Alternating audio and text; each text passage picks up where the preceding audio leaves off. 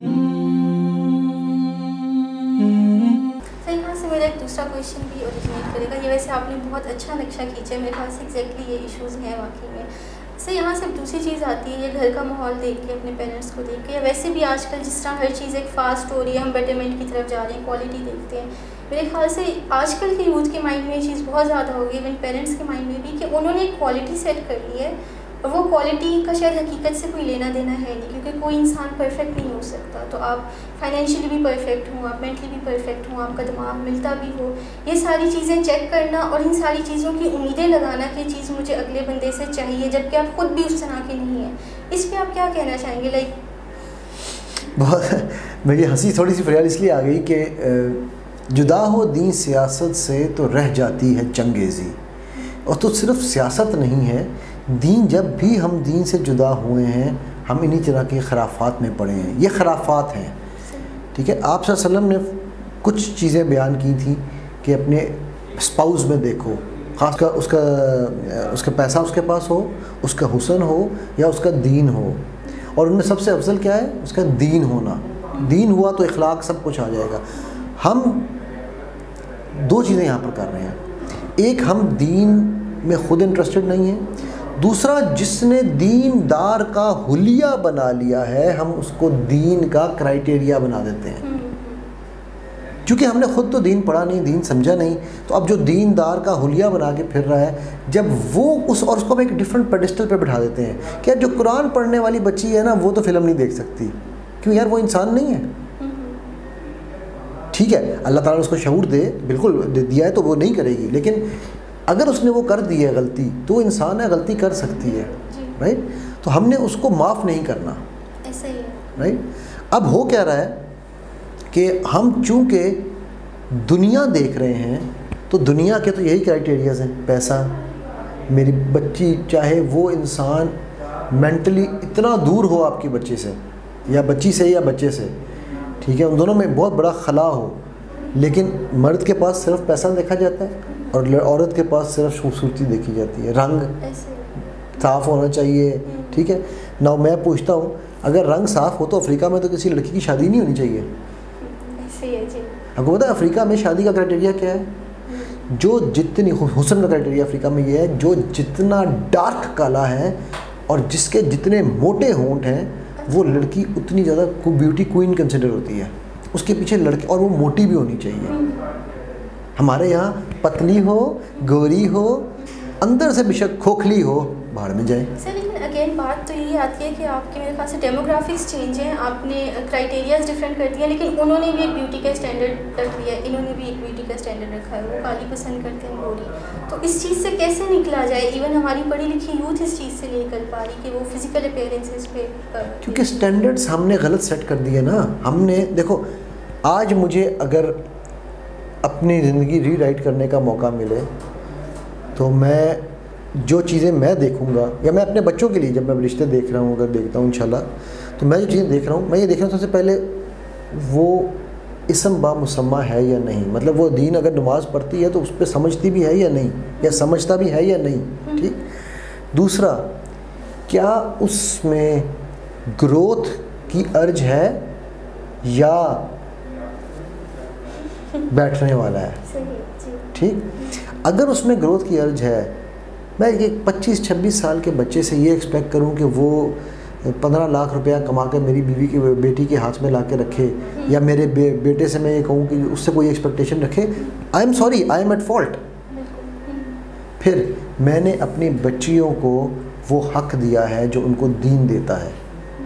میری بیٹی کو کمپلیٹ اجازت ہے رشتے پہ نہ کرنے کی, کھل کے آ کے مجھے کہنے کی, لاجک کے ساتھ, ریزن کے ساتھ.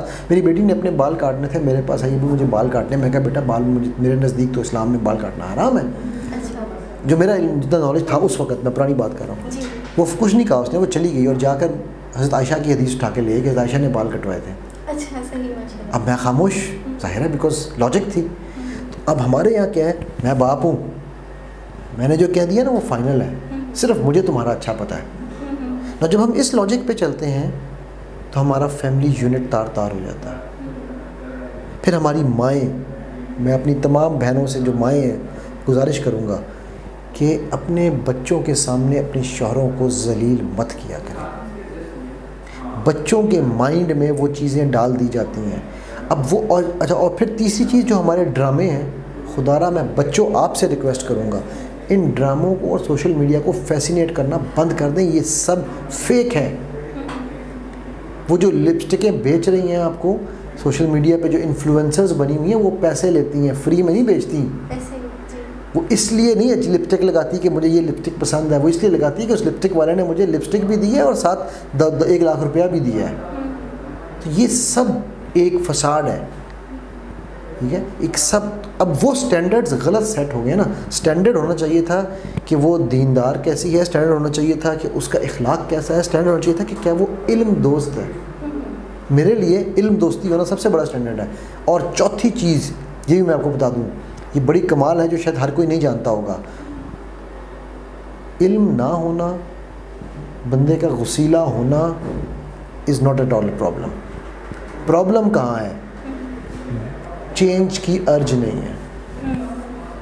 دی urge to change is finished. میں ایسا ہی ہوں، میں ایسی ہی ہوں، میرے ماں باپ نے ایسا کیا تھا، میں بھی ایسی رہوں گی. That is dangerous. اس چیز کو میں بہت زیادہ ہائی پرائرٹی پہ رکھتا ہوں کہ انسان نے اگر دین میں نہیں ہے لیکن دین سیکھنے کی ارج بھی نہیں ہے، I would say I keep my self away from that person. ٹھیک ہے. سو جو یہ کرائٹیریا سیٹ ہوئے ہیں یہ اس لیے ہوئے ہیں کہ ہماری ایکسپیکٹیشن جو کہ خالق سے ہونی چاہیے تھی وہ مخلوق سے بن گئی ہے.